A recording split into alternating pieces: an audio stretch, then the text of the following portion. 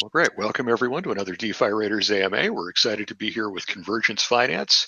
They're an agnostic convex-like layer that gathers various mechanisms to incentivize governance participation while optimizing underlying yields and the functioning of aggregated protocols, starting with tokamak. So yeah, welcome Convergence. Is this Wireshark we're speaking with? Yeah, that's me. That's me. Thank you, sir, for hosting the AMA. Much appreciated. Yeah, my pleasure. I'm Degenic, by the way. Yeah, so to get us started, what would you tell us? The kind of the founding story. I know y'all have been at this for quite a while. I think it was since the peak of Olympus DAO, right? So quite a while ago. So anyway, love to hear the how the team came together and how you all decided to build this. Yep, gotcha.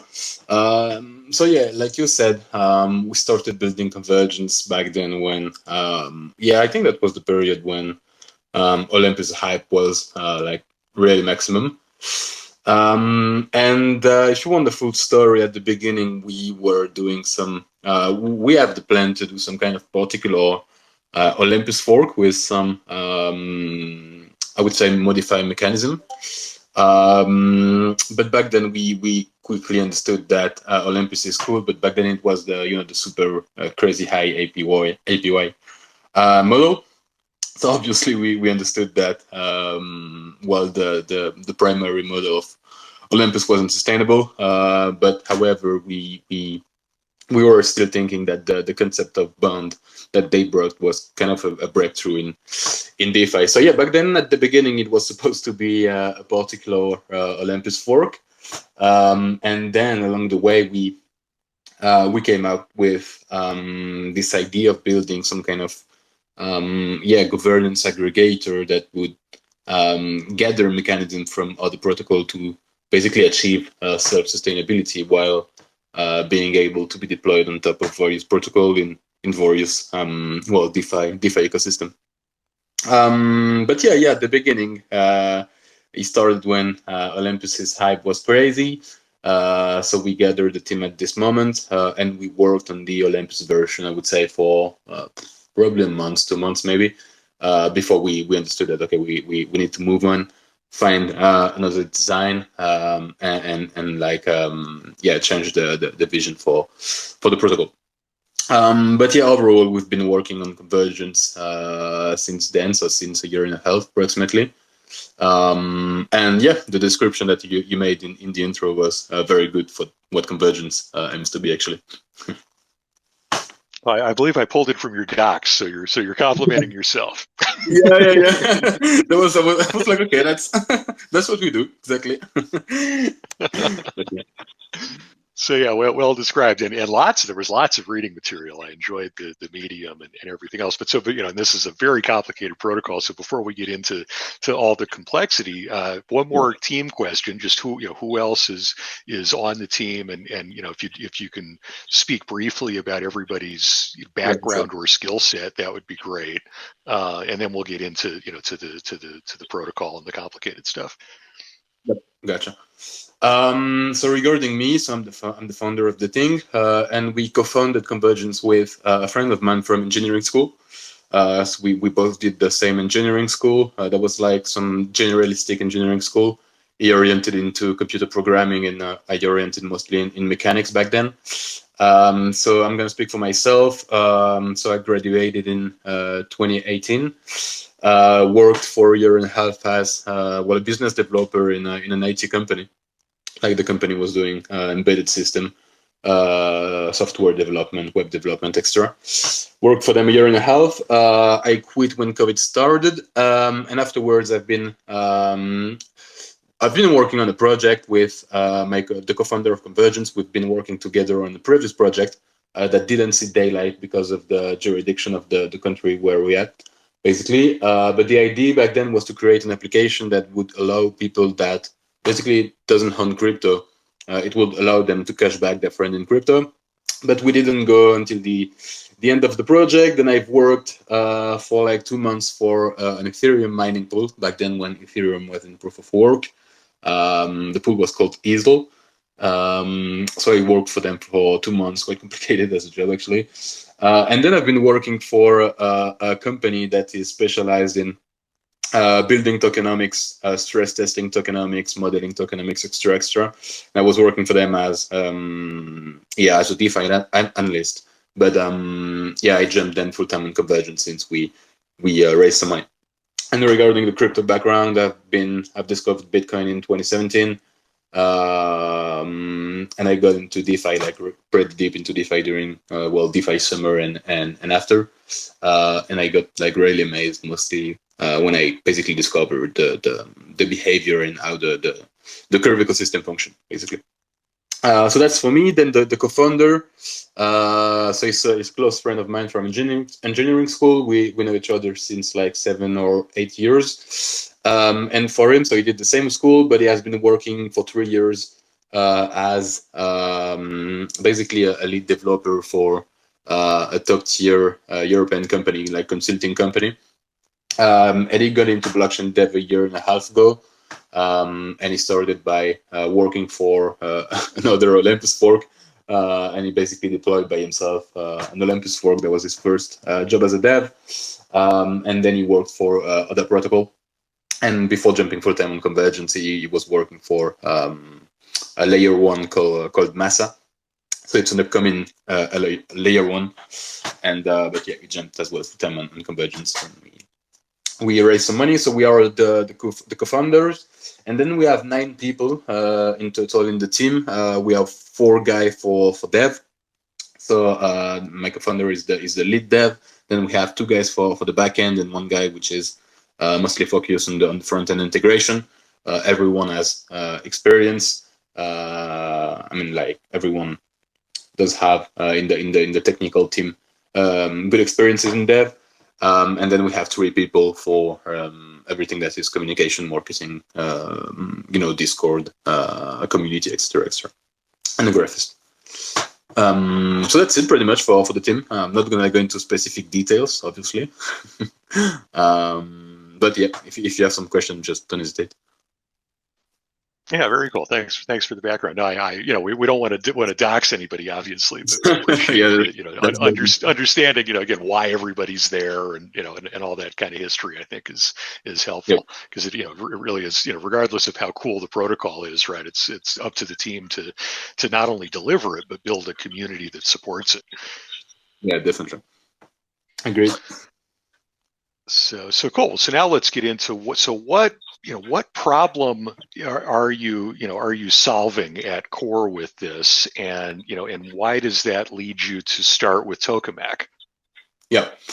So basically, Convergence aims to be a governance aggregator, like a governance hub that will be able to be deployed on top of various protocol where it is basically relevant to do it. So it's important to understand that we're not gonna aggregate protocol just for fun and just for aggregate protocol. It needs to be relevant. It needs to provide optimizing in terms of both capital efficiency and or functioning of the protocol. So yeah, Convergence aims to be some kind of governance hub that would basically facilitate the governance participation for underlying protocol by gathering all governances in one place. So it may be useful obviously for DAOs looking for I would say concentrated governance over various protocol of interest, and it will be useful for users because Convergence does have intrinsic mechanism to basically distribute back yield generated by the protocol.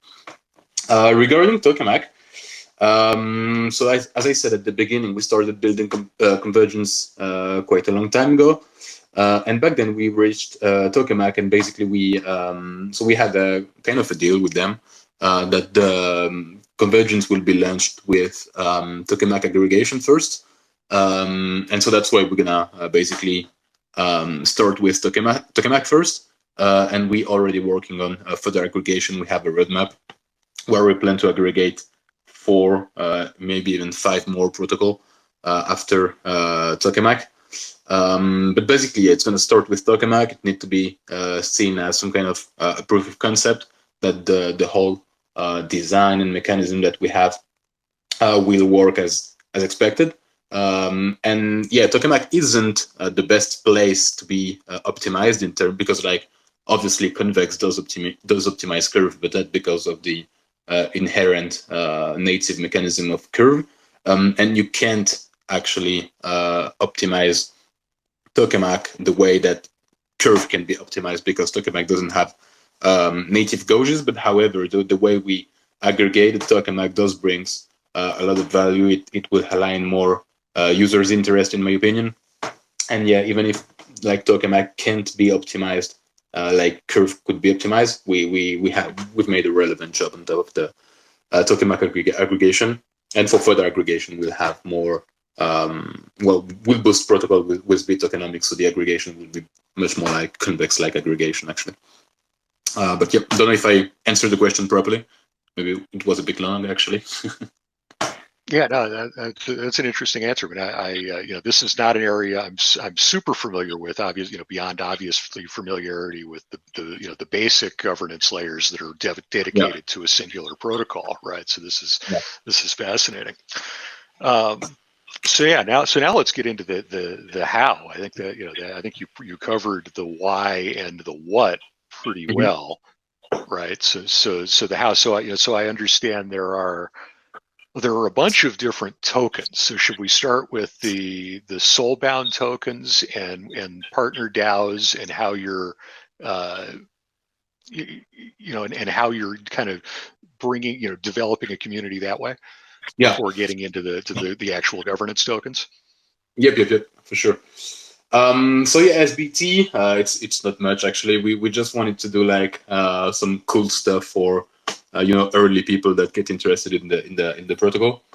And so yeah, before going public, we had discussion with various DAOs, so protocol and like DAOs such as Unidentified, Alpha, etc. And yeah, the idea was to basically gather a community together. And so yeah, at the beginning of the Discord, we onboarded mostly people from the partner DAO that we have. And the idea was to kind of mark the belonging to the Convergence in their DAO. We made like some special community SVT that community members can mint, and it will be somehow like a memory of the days where the Convergence community was being built. And then it will have a utility, because I mean, like if you want to get whitelisted, you'll have to own an SBT, a Convergence SBT. So yeah, we did this to like make the community building a bit more fun, bringing some art into the stuff, and yeah, that's it, pretty much. Yeah, cool. That's a neat way to visibly reward the early adopters and DAO partners. That's it. So cool. So now let's talk about well, first I think it's meta governance, right? Seems like the kind of the biggest area in your MG CVG receipt as well. So yeah, why don't we start there and then move on to your governance and so forth. Yeah. So I will try to give like an extensive overview of like all the verticals, I would say, of the protocol. And so yeah, first of all, it's important to understand the convex-like behavior that Convergence will have over aggregated protocol. So a little bit of history first, for those who may not know. Basically, the first time we saw this behavior was with Convex and Curve. And basically, Convex is a protocol that is deployed on top of Curve to optimize both the capital efficiency and the functioning of Curve for both liquidity providers and Curve lockers.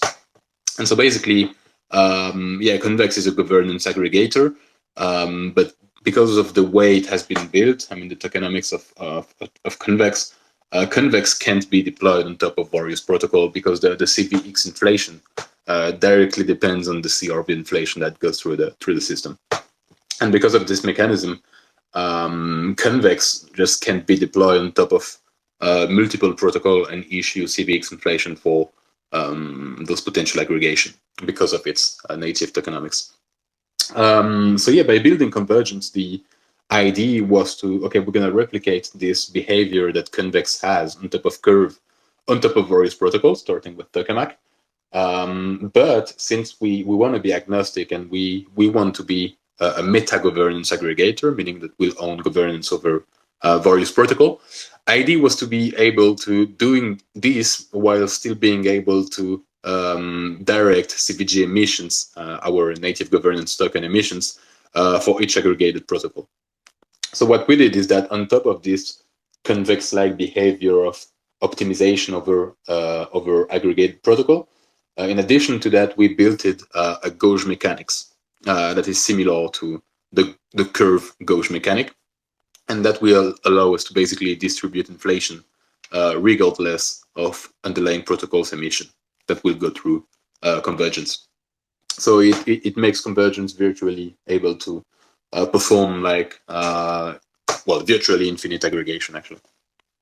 So that's how we built it, the old thing, and then for the convex like vertical, the behavior is going to be very similar to what we can find on convex. So first we're going to take the tokamak example. On tokamak you have Toki. With the Toki token you can do two things. So the first one is basically liquid staking of Toki, and then you can lock your Toki as well.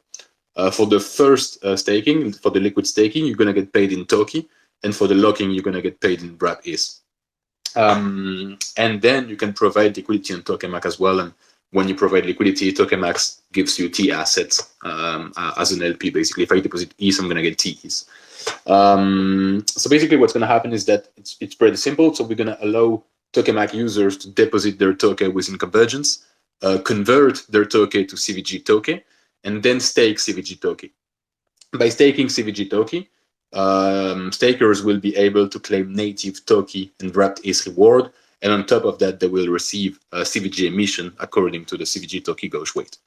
And just like Convex allows Curve LPs to stake their LP within Convex, we will allow tokamak LP to stake their T asset within Convergence, and we're gonna redistribute back Toki to T asset stakers, plus with CVG emission on top, still according to gauge weight. So yeah, the behavior will be very much similar to what we can see on protocols such as Convex or Aura or StakeDAO. So we'll have this conversion mechanism for the governance assets. We take a governance asset, we convert it to CVG asset.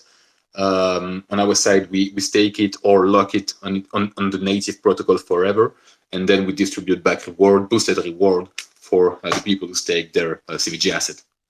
And then for each aggregation, we'll deploy and maintain CVG asset stable pool and curve as exit liquidity. Like since the conversion of CVG of asset to CVG assets will be irreversible, it's going to be a one-way conversion. We will just maintain stable pool on Curve Finance, just like the CRV stable pool. And basically, the idea is that we'll use our bond technology to deploy the stable pool as protocol-owned liquidity. And the idea is to use this protocol-owned liquidity that will earn CRV and CVX reward to like further boost CVG asset stakers' earning by giving them an additional boost, which is native to the design that Convergence applies for each protocol aggregation. So yeah, that's the convex-like behavior of Convergence. It will be able to be deployed on top of various protocols. So we'll start with tokamak. We have 4 protocols in mind for next aggregation. The work for the second aggregation has already been started. Specification has been validated with the team, and the work is in progress. And obviously for I would say strategic reasons, I'm not going to drop any more alpha regarding what will be the next protocols. But yeah, I think that's it for the convex-like behavior. I hope it was clear enough. Yeah, no, great explanation. So then, are there other verticals that function slightly differently? Well, so this is really like the Convergence product. So basically, you are on the underlying protocol. You can come in Convergence to optimize your yield, have a liquid version of you to stake it or lock token. So basically, this is the product. that Convergence will bring for underlying protocol users.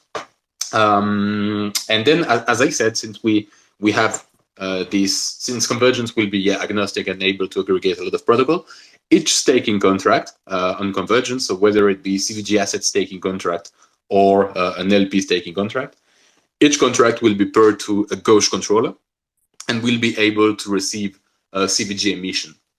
And we gonna govern the Convergence protocol thanks to V tokenomics. So we're gonna have VECVG, which is a fork of VECRV, and basically VECVG holders will govern the protocol and direct CVG emission to staking contract. So that's how we're gonna operate the governance. I will come further on the governance. First, I will be speaking a bit about the bonding mechanism that we have. So on Convergence, 30% of the inflation has been reserved for what we call a bonding program. And basically, instead of doing classic liquidity mining, I mean, like throwing token for LP of Convergence liquidity, we have established a bond program that is designed to last at least 4.5 years. And basically, by issuing bonds, the idea is that Convergence will own its liquidity. So CVG for XBP will be the native liquidity, and CVG asset liquidity as well. So we'll use bonds to own this liquidity, but also to create a treasury made of, at the beginning, curve ecosystem assets. So CRV, CVX, FXS, CNC, etc., etc. Some word as well regarding the bonding mechanic. So the bonding solution, the bonding technology we have is 100% homemade. It has not been forked from Olympus, and we have tailored bonding technology that basically doesn't allow negative ROI by design. So basically, what happens is that we have what we call the CVG oracle. It's like a generic on-chain oracle that get prices that can get prices on pretty much any DEX. So basically, we have this oracle that fetch the price of the asset that is used to buy the bond. Then we compare the price to a changing price feed to avoid put manipulation. And then to price the bond, we have basically this mechanism that works pretty much like plain ticket pricing works, actually. So basically, the ROI will vary within a predetermined fixed range. So we set a minimum ROI and a maximum ROI. And basically, depending on the buying activity over time, the ROI will vary within those fixed range. And by using this technology, we ensure that ROI will remain positive and that people will keep bonding and then feeding the treasury, at least in theory. So we have this bond program that is designed to last at least 4.5 years.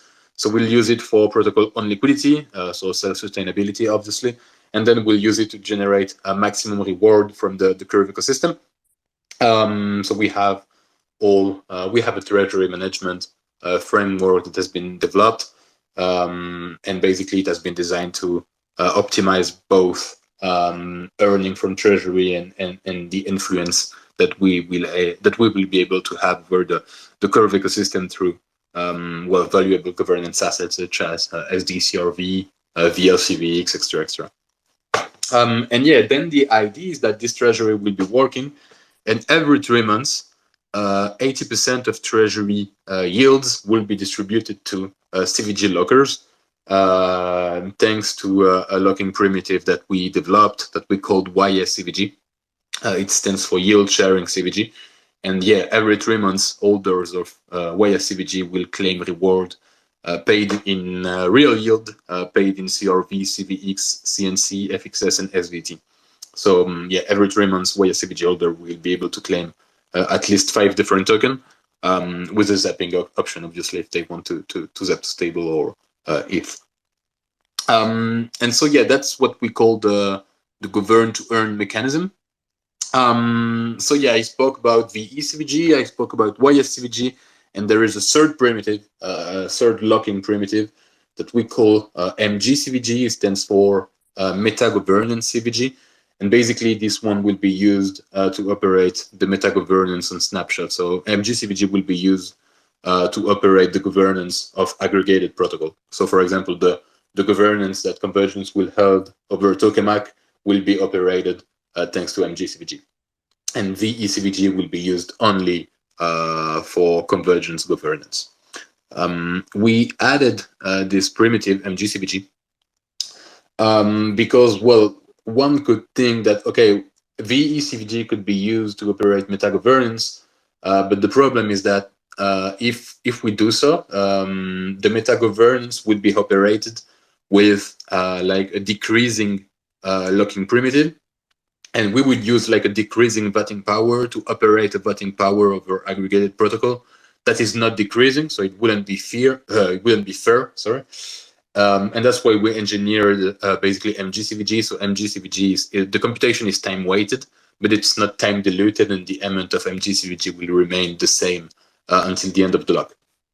And that's also true for YSCVG. YSCVG isn't time diluted neither, and YSCVG also is time computed, and the amount will remain the same until the end of the lock. And so, to summarize, we have VECVG for governance and Gauge emission. We have MGCVG for meta governance and operate the governance of aggregated protocol. And we have YSCVG that basically represents a claim on treasury yield every 3 months. And what happened in Convergence when you lock CVG, you have the choice to allocate CVG to VECVG and or YSCVG. So basically, you have to, when you lock, you have to arbitrage between governance and or yield, and basically you can do 50-50, 80-20, 100 0 0 100, doesn't matter. And when you lock for VECVG, VECVG generates MGCVG, and YSCVG doesn't generate any MGCVG.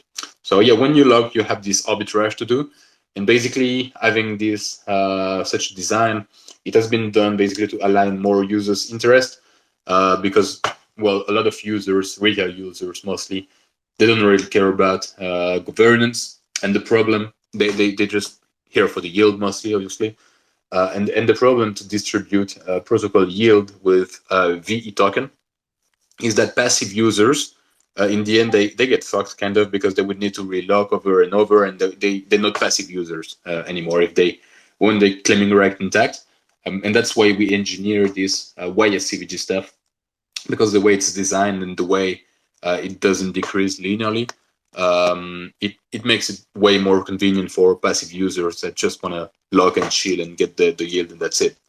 And so that's why we had this design that basically separate governance from yield distribution. It should align more players' interest, should bring some interesting game theory on top of the locking mechanism. And on top of that, the whole thing is tokenized. So, I mean, every balance, VCVG, MGCVG, YSCVG, rather than being linked to a user's address, it will be linked to a token ID. And thus it makes the whole thing tokenized and more composable. It's some kind of like derivative product. And we can imagine, for example, an NFT holding YSCVG as a collateral for a loan that will repay itself thanks to treasury payment every 3 months. So basically it brings more composability. And so yeah, that's why basically we we engineer the whole thing to make like a self-sustainable layer, because like even if Convergence will obviously heavily rely on the protocol will aggregate, first of all, we're going to be able to aggregate multiple protocols, so we won't have like what I would call a systemic relationship with one protocol, since we will be able to operate on top of a lot of them. And also we have intrinsic mechanism that, in theory, obviously, ensure self-sustainability and should bring important value to both token holders and aggregated protocol. So yep, that's it pretty much. Hope it wasn't too long and digestible, most of all. Yeah, no, I think that was excellent. You hit everything on my list, so certainly comprehensive. I love that you're using revenue management approaches for pricing bonds. I think that's great. Yeah, and so I'm not gonna like talk a lot about this, but we have this idea of going like redacted style a little bit by shipping a side product after some aggregation that we have in mind. And yeah, the bonding mechanics that we have, we may actually deploy it like as a permissionless service, like make a bond as a service marketplace kind of. And I think that the pricing that we have, the pricing mechanism that we have, is indeed quite interesting, and probably I don't want to be like sound arrogant or whatever, but the pricing method is probably way more efficient than one we have currently in the Olympus style bonds. So yeah, it's gonna be interesting. Yeah, very cool. And right, now, great that everything's tokenized, and so then everything's potentially tradable as well, right? Yeah. So we have this for locked position, but that's also the case for staking position and bonding position. So for the bond position, it will be tradable. And for the staking position as well, we don't issue LP token, because on Convergence we have a cyclicity, meaning that basically we have what we call CVG cycle. That's basically a protocol epoch. So a CVG cycle is 1 week, and if you stake within Convergence during the CVG cycle N, rewards will accrue during CVG cycle N+1, and you'll be able to claim at the beginning of cycle N+2. So we have this kind of LP retention mechanism. And since then, it makes that like staking position are not fungible, because one may be able to claim reward while the other one won't be able. So we have non-fungible staking position, and that's why we decided to issue interest-bearing NFTs for staking position as well. So it makes sense. The whole thing is tokenized, and yeah, it can bring composability, and at least everything that is possible with classical LP is still possible with NFT. So yeah, brings more convenience for users as well. Yeah, very cool. And right, does sound like bonding as a service would be a great side product. So is YSCVG then burned when one claims a revenue share percentage, or does it simply disappear at the end of a lock and you're entitled to claim until the end of that lock? Yeah, that's it exactly. The design we have for lock is that we have I spoke about CVG cycle. We have also TDE cycle within the protocol. One TDE cycle is 3 months or 12 weeks. So one TD cycle equal to 12 CVG cycles. And basically, TD cycles are where we distribute treasury reward to YSCVG. And basically, a lock, when you lock token, the lock needs to end on a CVG cycle, on a TD cycle, sorry. So that the CVG cycle where you lock will end will be a multiplier of 12, basically. And yeah, so you have the YSCVG amount. It represents a claiming right on the treasury share, and basically, it will just be burned at the end of the lock, and it will just disappear. So yeah, that's like you described. Yeah, nice. This is very, very cool to allow actually passive participation in DeFi governance. Really, is what this is. Yeah, definitely. In a way, I suppose. At least it's, I guess, because you wind up delegating your right whatever potential governance rights you would have if you're taking YSCVG. So sorry, I'm not sure I get the question, sir. I'm sorry, I'm thinking out loud. I'm just thinking, I'm thinking about the trade-off that you write between minting YS or VECVG, right? Yeah, I mean it will. Well, I've been thinking about this obviously, and I think that people might get it more interest into YSCVG at the beginning because of the yield bearing primitive it represents. But however, if YSCVG is valued and does have interest for it, there will be interest into VECVG as well, because like if there is like an interest from people to accumulate YSCVG, there will be interest into VECVG since it's drive CVG emission, and it will allow you to earn more YSCVG. So I think that in the end, having such a design may end up with more token locked actually, but I believe that it will probably ends up 50-50, because even if they are like bribes, because we don't have, so for locked CVG, we don't have any native reward in CVG. It's only real yield for YSCVG and VCVG, MGCVG. So if the protocol works and is successful, we may have bribe market on top of VECVG. And eventually MGCVG may have a bribe market for each aggregated protocol as well. So if we aggregate 5 protocol and there's 5 bribe markets for this protocol, well, MGCVG will have 5 bribe markets. So VECVG and MGCVG mostly may ends up with like important APR actually. And then, yeah, I guess the market will arbitrage between YSCVG and VECVG, MGCVG, because like if not a lot of people are into governance and there is bribes, they will share a crazy high APR, and the user will just arbitrage and log back to VEMG. So yeah, game theory will tell, but I think we'll probably end up with a 50-50 situation most likely. I mean, that's what I'm expecting, actually. Yeah, I'm fascinated to see how this will play out in terms of how decentralized you wind up, especially. Yeah, definitely. Yeah, very cool. Well, good. I think we should probably shift gears. That was a lot of very, very technical stuff. So why don't we move on to security and then community, and then we'll talk about the fundraise and roadmap. Yep. Yeah, go ahead. Sorry. So we know this is a bespoke protocol. So I'll just leave it open. Tell us about your approach to security. I know a little of it, but I won't spoil it for you. Yep. So currently the protocol is being audited by Alborn. Well, that's a top tier audit company. But prior to push the code to the audit, we have conducted a testing process that was quite strict and extensive, I would say. So what we did basically is that we didn't test the protocol on test nets such as Sepolia or Goel.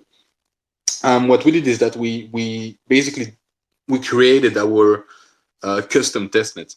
So what we did is that we forked the Ethereum mainnet, and on top of it we deployed a solution called Eternal. And basically Eternal is like it's a private blockchain explorer. And so basically, so we had our private blockchain and we had our own block explorer deployed on top of it. So basically, we were able on our private network to interact with contract just like we can do with Etherscan. And I would say the killer feature on the test environment was that we were able to perform time jumps. So it is possible to time jump, kind of. I mean, to replicate time jump on testnets such as Sepolia or Goeli, but like it's tricky and it's not convenient. And being able like this on our network where we basically act as admin, being able to time jump was like really a killer feature, because like it allowed us to basically test every time related function, such as vesting, VCVG, reward computing and distribution. I mean, everything that was related to time. So it was really convenient. And so basically we had this custom private test environment. And basically what we did is that then we basically established a test scenario. So basically it was pretty big ass Excel sheets trying to replicate edge cases, erratic behavior, nonsense behavior and limit cases basically. So we try to establish scenarios to replicate such behaviors, and then we deployed the front end on our contract. We deployed everything on our private network, and then basically we followed the test scenario one by one by basically performing the action that was prepared within the script. And we were testing everything manually. And so basically we had like a validation process. So we needed to like perform like a bunch of action like staking, unstaking, staking, converting, staking, locking token, vote for Gauges, blah, blah, blah, pass some cycle and check that, okay, every reward that we get is the right amount of reward, check that everything is working properly. So we have this really extensive testing process on top of every function of the protocol. So we did it for bonds, we did it for staking, we did it for vote, and then we did it for the full protocol deployed, with everything mixed together within a big testing framework. So yeah, that's how we performed testing before pushing the protocol to audit. Now the protocol is being audited currently. Alborn didn't find any critical issue, so far we're good. Audit should be done by the 9th of June. And after the audit, we'll push an audit computation on Ads Finance.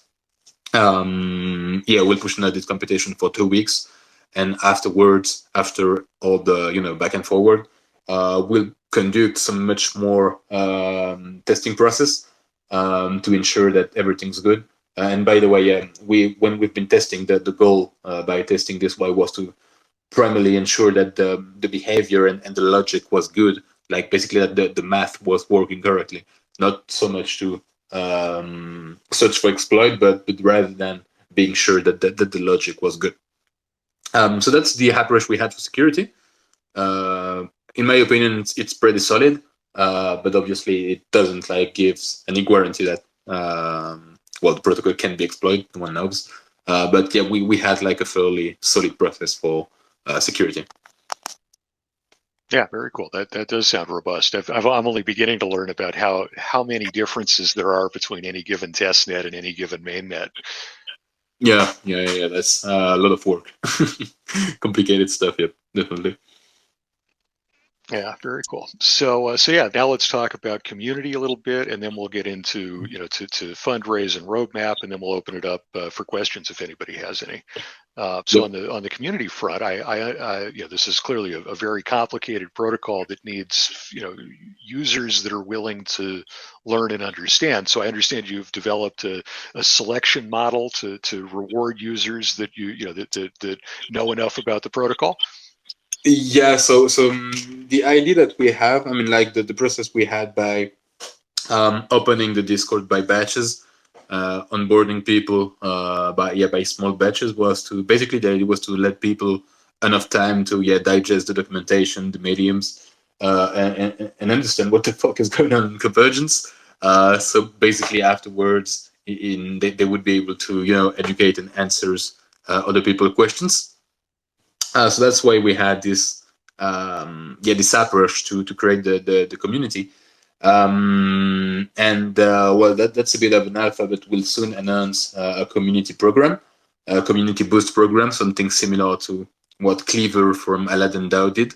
I think that's really cool to incentivize community participation. So we're going to run such a program that will reward people, that basically brings value to the community by creating educational content on Convergence. It may be on Medium, Twitter, YouTube, whatever. Basically a community boost program that aims to reward every meaningful participation to the community. And then for the specific stuff you talked about, that's for the whitelist. We have we'll have this process where basically we have some kind of quiz that has several, I would say, difficulty level, and it basically it asks a question regarding the protocol, how it's going to behave. Basically a question about the protocol that gets kind of order and order. Basically people, and we'll have I'm not going to say too much, but basically it will allow people to basically claim a whitelist participation. Yep, that's it pretty much. So we as you said, it's a pretty complex protocol, and we would like to, obviously we want to onboard as much people as we can in the community, but we would like to reward mostly people who makes the intellectual effort to get into the documentation, and the technical material to understand what's going on, ask questions on the Discord, extra. So we have this whitelisting process to reward people who actually get interested into all the mechanics and the behavior. So yeah, very cool. I love that as an approach. A lot better than just raffles or games of battle royale. Yeah, we have those. We have this kind of enigma that we ship sometime on Twitter to make people want CVGPP and stuff like that. We may do some other stuff like Enigma. We like it. So, but yeah, for the whitelist, yeah, that's the process we will have, and yeah, we like people being interested within the community and trying to understand what's going on. Yep, I think that's valuable. Yeah, cool. And I saw you have a chess club now. So how did that come about, and how's it going? Yeah. Well, we're gonna see tonight. We're gonna have the first one tonight. And yeah, if people likes it, we can make it like a rendezvous kind of, and yeah, we'll see how it goes. Yeah, very cool. Well, good luck. Yeah, thank you. So cool. Now, so tell us about upcoming launch and how people can participate. Is there another fundraise coming up? I know you've already raised some you mentioned earlier, but yeah, lay it out for us, please. Yep. So yeah, obviously there will be the whitelist run. The terms will be explained later, obviously. There may be another public sale. We haven't decided yet, so I'm not gonna say too much. Either way, team member will crucify me, so I'm not gonna say much. But maybe that another public round will come out. Will depend. But yeah, overall, we expect to be able to launch the protocol in late July, maybe the beginning of August. Obviously, it will depend on the audits, security first, obviously, and it will also depend on how long it takes to properly fill the public sale extra. But that's the horizon that we have. So yeah, probably end of July. And yeah, regarding the participation, well, at the beginning, users will be obviously able to use every function of the protocol. We'll launch the full protocol, except for bonds. We'd like to let some price discovery happen before launching bonds. So maybe that bonds will be live for the 8 hours after launch. But yeah, users will be able to provide liquidity, convert their tokens, stake, log CVG, etc. So everything will be available at the beginning. And yeah, we are also working on some incentive program for users to perform on-chain actions and being rewarded afterwards. So it will be a part of the airdrop campaign that we have. But once again, I cannot say too much about this. So yeah. Yeah, very cool. And there's still time for people to come join the Discord and learn and potentially. Oh yeah, for sure. Yeah, for sure. Yeah, excellent. Good. We always like to have timely AMAs, Yeah. So I know. So you've covered, I think, roadmap pretty well. Sounds like you'll launch the other 4 or 5, governance layers fairly soon after main launch, right? Some period of testing is really, I assume, the main driver of that gap. Yeah. So the first protocol that we're going to aggregate after tokamak, so basically we started the work, and we estimate that it should be done within a month. The dev. So obviously will depend on security check and audits and testing, but we'll probably be able to ship the second aggregation maximum 1 month after launch, probably 2 weeks after, actually. And then since the second aggregation will be performed on top of a V tokenomic protocol, the protocol who adopted V tokenomics, and then this, for example, once you aggregated one V tokenomics protocol, you kind of aggregated all of them because they all work similarly. So basically, we'll be able to perform easy to do aggregation for V tokenomics. And for example, I think a lot of people noticed the launch of, the Twitter of Prisma, an LST baked stablecoin that will be launched within the Curve ecosystem.